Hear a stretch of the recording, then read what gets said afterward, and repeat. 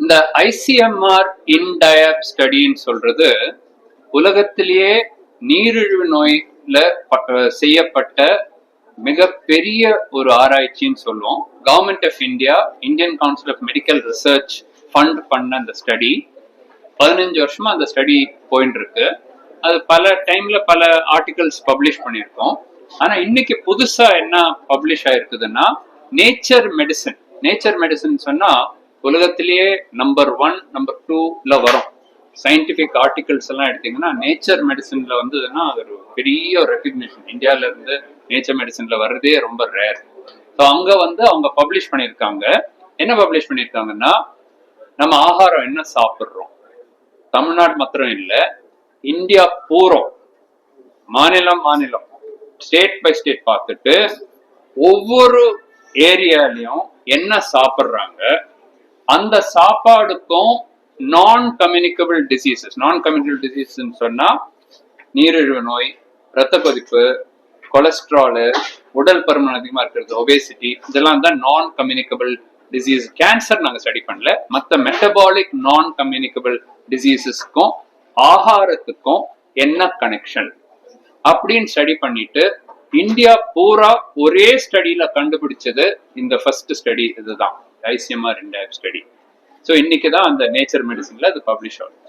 So என்ன முக்கியமான headline என்னன்னு பாத்தீங்கன்னா, இந்தியா பூரா, சவுத் இந்தியா மாத்திரம் இல்லை, north, south, east, west, central, north east, எங்க போனாலும் மாவு சத்து, கார்போஹைட்ரேட் ரொம்ப அதிகமா இருக்கு.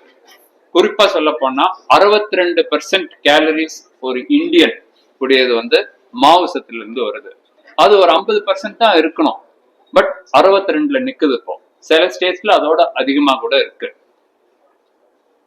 தென் இந்தியால, சவுத் இந்தியால பாத்தீங்கன்னா, ஈஸ்ட் இந்தியால பாத்தீங்கன்னா, நார்த் ஈஸ்ட்ல பாத்தீங்கன்னா எல்லாமே ரைஸ், அரிசி சாதம்.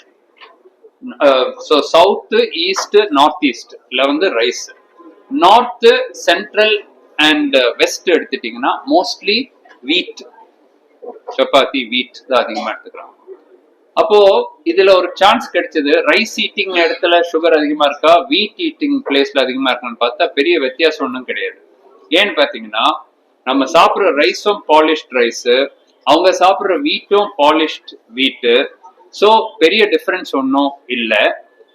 அப்புறம் இன்னொன்னு என்ன காமிச்சதுன்னா, இந்த கார்போஹைட்ரேட் அதிகமா சாப்பிட்டா, ரைஸா இருந்தாலும் சரி, வீட்டா இருந்தாலும் சரி, நீரிழிவு நோயினுடைய அளவு அதிகமாயிட்டே போகுது. ஸோ அதுல இருந்து என்ன புரிஞ்சதுன்னா, கார்போஹைட்ரேட் கொஞ்சம் குறைக்க வேண்டியது இருக்கு.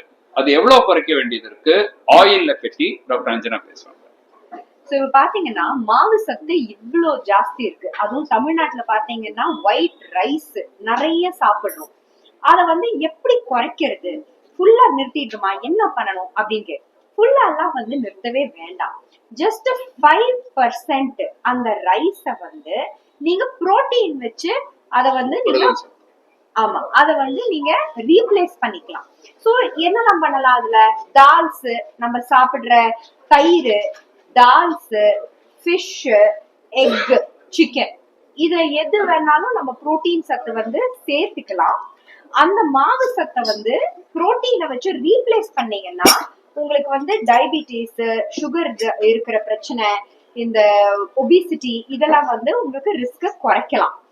இதே மாதிரி பாத்தீங்கன்னா ஃபேட் ஓவரால் எவ்வளவு சாப்பிடலாம் அப்படின்னு பாத்தீங்கன்னா 25% சாப்பிடுறோம், அது ஓகே. ஆனா சேச்சுரேட்டட் ஃபேட் அப்படின்னா இந்த வறுத்து எடுக்கிற ஐட்டம்ஸ், இதெல்லாம் இந்தியாவிலே, தமிழ்நாடுலயும் சரி இந்தியாவிலயும் எல்லா ஸ்டேட்லயும் ஜாஸ்தியா இருக்கு. சோ இந்த ஃபேட் ரொம்ப ஜாஸ்தியா சாப்பிடுறோம். சுகர், ஆக்சுவல் ஒயிட் சுகர், நீங்க நாட்டு சக்கரைன்னு சொல்லலாம், வெள்ளை சக்கரைன்னு சொல்லலாம், பிரவுன் சுகர்ன்னு சொல்லலாம், என்ன வேணாலும் சொல்லலாம். பட் அல்டிமேட்லி சுகர் கன்சம்ஷன் எல்லா ஸ்டேட்லயும் ஜாஸ்தியா இருக்கு, ஃபேட் ரொம்ப ஜாஸ்தியா இருக்கு. சோ நம்ம என்ன பண்ணணும்னா, அந்த மாவு சத்தை ரீப்ளேஸ் பண்ணி புரோட்டீன் வச்சு ரீப்ளேஸ் பண்ணிட்டா அது ரொம்ப நல்லது. புரோட்டீன் என்னென்ன புரோட்டீன் நல்லா இருக்கு?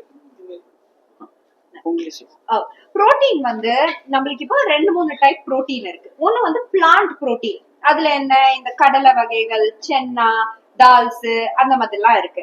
அப்புறம் டைரி புரோட்டீன், அப்படின்னா பால், தயிர், அந்த மாதிரி இருக்கிற புரோட்டீன்.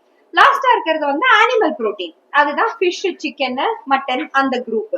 இப்போ எது பெஸ்ட் அப்படின்னு கேட்டா, இந்த ஸ்டடியில என்ன காட்டியிருக்கோம்னா plant protein, that is vegetarian புரோட்டீனும் தயிர் சத்தும், இது ரெண்டும் சேர்த்தா ஆக்சுவலி பெஸ்ட் அப்படின்னு நம்ம காட்டியிருக்கோம் ஓவரால் இந்தியாவுல. ஆனா அதுக்குன்னு நம்ம இது நான்வெஜ் சாப்பிடக்கூடாதுன்னு கிடையாது. நான்வெஜ் விரும்பி சாப்பிடுறவங்களுக்கு வந்து ஃபிஷ் சாப்பிடலாம், அது ரொம்ப நல்லது. எக் சாப்பிடலாம், சிக்கன் ஓரளவுக்கு நல்லது. இந்த ரெட் மீட், மட்டன் அந்த மாதிரி வந்து அவாய்ட் பண்றது பெட்டர். பிளைன் ரைஸ்ல குக் பண்ணும்போது சீரகம், அந்த வெந்தயம், அப்புறம் ஓமம் இதெல்லாம் போட்டு குக் பண்ணும்போது அது ஓரளவுக்கு அந்த ரா ரைஸ் சாப்பிட்றத விட நல்லா இருக்கும் அப்படின்னு பிளைன் ரைஸ் சாப்பிட்றத விட. அது கரெக்டா? வெந்தயம் வந்து வெள்ளை சாதம் சாப்பிடும்போது நாங்களே ஆராய்ச்சி பண்ணி பப்ளிஷ் பண்ணியிருக்கோம். அதில் வெந்தயத்தை வந்து சாதத்துலேயே கொஞ்சம் போட்டோம்னா டெஃபினட்டாக அந்த வெந்தயத்தில் இருக்கிற நார் சத்து புரதமும் கொஞ்சம் சர்க்கரையோட ஏற்றுற தன்மையை குறைக்கும். ஆனாலும் இந்த ஸ்டடியில் முக்கியமாக சொல்கிறோம், என்ன சாப்பிட்டாலும், அது அரிசியே சாப்பிட்டாலும் வெந்தயம் போட்டு சாப்பிட்டாலும் அந்த டாக்டர் மோகன் சொன்ன மாதிரி மாவு சத்தோட அளவு நம்ம இப்போ 60% மேலே சாப்பிட்டுட்டு இருக்கோம். அதை முதல்ல குறைக்கணும். அதை முதல்ல குறைச்சிட்டு அப்புறம் வெந்தயம் போட்டால் இன்னும் அதனோட எஃபெக்ட் பெட்டரா இருக்கும். அதுதான் அது முக்கியமான அந்த கருத்து.